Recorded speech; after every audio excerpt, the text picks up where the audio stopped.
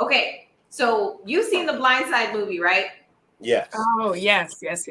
So Michael Oher, which I don't know if I'm saying his last name correctly, is now suing the Tuohy family, saying that they never really adopted him and everything that they portrayed in the movie is a lie, and that they basically tricked him into signing a conservatorship so that they would basically be in control of his money, his NFL contracts, and all that stuff the whole time.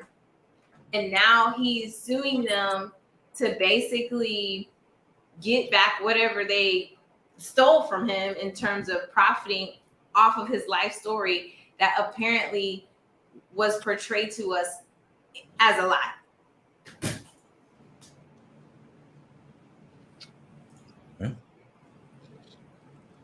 I don't know why everybody's not in an uproar. They made a bigger deal about Carly. They really did.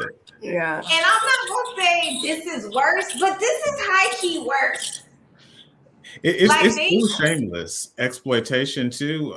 One of the things I was most bothered by was when I learned that the Tuohy children profited from the film, but Michael Oher did not, and that from just the outset, everything from the framing of who Michael Oher was, they made him seem like he was illiterate and had special needs. Apparently, he was a brilliant student athlete, was on the dean's list both in high school and in college, and they exploited him not only behind the scenes, but then they fabricated the story about him and profited off of it and made sure that he didn't see any of that money, but their children did. It's wild out here.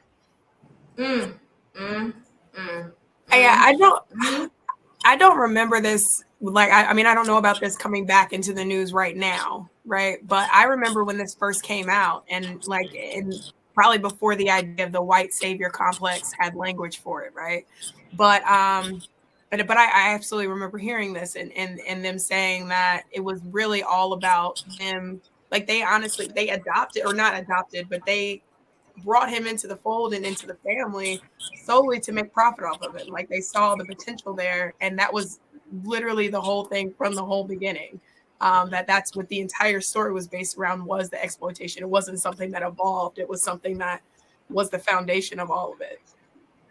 Why they actually came in contact with him in the first place was because they were like, this is going to be our lick. This is what we're going to do.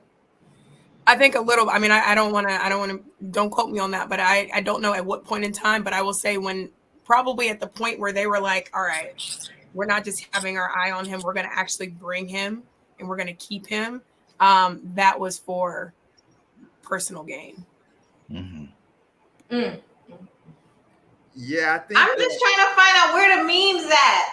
And why it is not why is he not on Good Morning America talking about these people don't put me in a conservatorship, Blindside is a lie, like what's going on? He has not, as far as I know, been challenging it from the beginning. He's challenging it currently and actively. Yeah, I do know he objected to the movie when it came out, but because the movie got so much critical acclaim and ultimately got Sandra Bullock an Oscar, people drowned out his objections to the film and his portrayal. But he was objecting at least to it back then. I don't know about the conservatorship part. I don't know if he was fighting that 14 years ago. But he was talking about the movie. I always objected to Sandra Bullock's wig in the film. That was the first red flag for me because her hair was a hot mess. And it didn't accurately depict the woman in real life's hair. And I was like, you know what? This is a red flag. There's something going on here. I'm just inserting brevity because I can't imagine that he had to interact with this family, go through this whole thing where these people created a quote true story about his life that was completely fake. And he's had to kind of wait in the wings until he felt comfortable enough to come forward and be like, hey, actually, I'm a whole victim out here. That's crazy.